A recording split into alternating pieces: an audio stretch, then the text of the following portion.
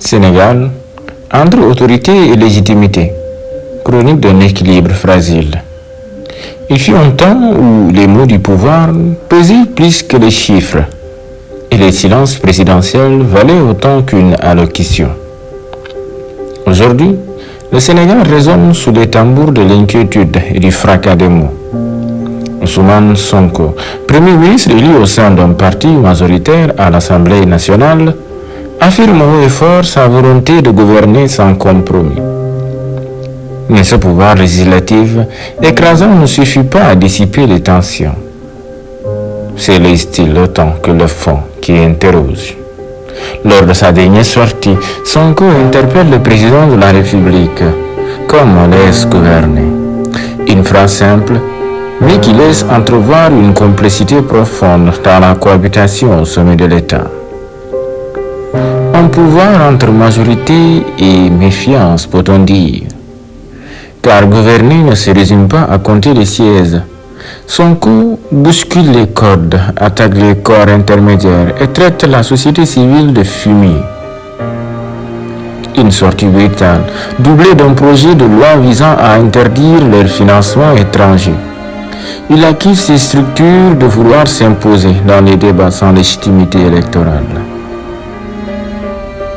Mais en traitant ces voix d'opinion comme des ennemis, ne risque-t-il pas d'entamer le pluralisme nécessaire à toute démocratie vivante?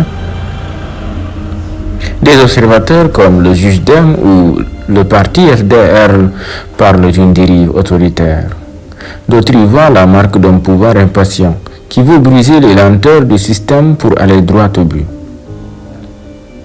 Et les gars, ces styles volontaristes réveillent des souvenirs, ceux de confrontations passées entre Premier ministre et Président. Mais cette fois, les rôles sont inversés. Le paradoxe est là. Sonko est à la fois le bras fort du gouvernement et une figure contestataire qui revendique une rupture totale. Le peuple l'a choisi, mais son ton divise. Gouverner avec force, oui, mais jusqu'où? Au nom de quoi? La jeunesse, elle, regarde, parfois fascinée, parfois inquiète. Les anciens murmurent que l'histoire se répète, mais que la partition est plus dissonante qu'avant. Et le citoyen moyen se demande si le tambour républicain bat encore au rythme des principes ou des passions.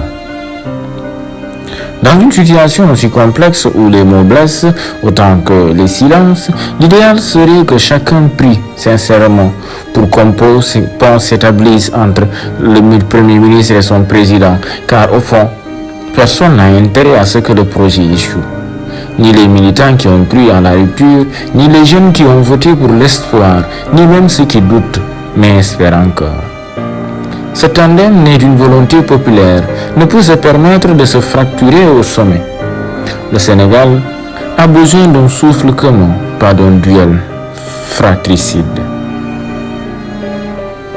Alors, plutôt que de voir la majorité comme un droit à imposer, ne pourrait-elle être l'occasion de rassembler?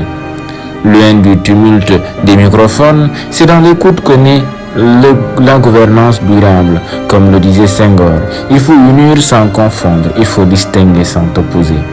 Car le Sénégal mérite mieux que des postures. Il mérite une cadence juste, un souffle commun et un avenir apaisé. C'était chronique de votre ami et frère Mbalo Oulaba. Portez-vous bien.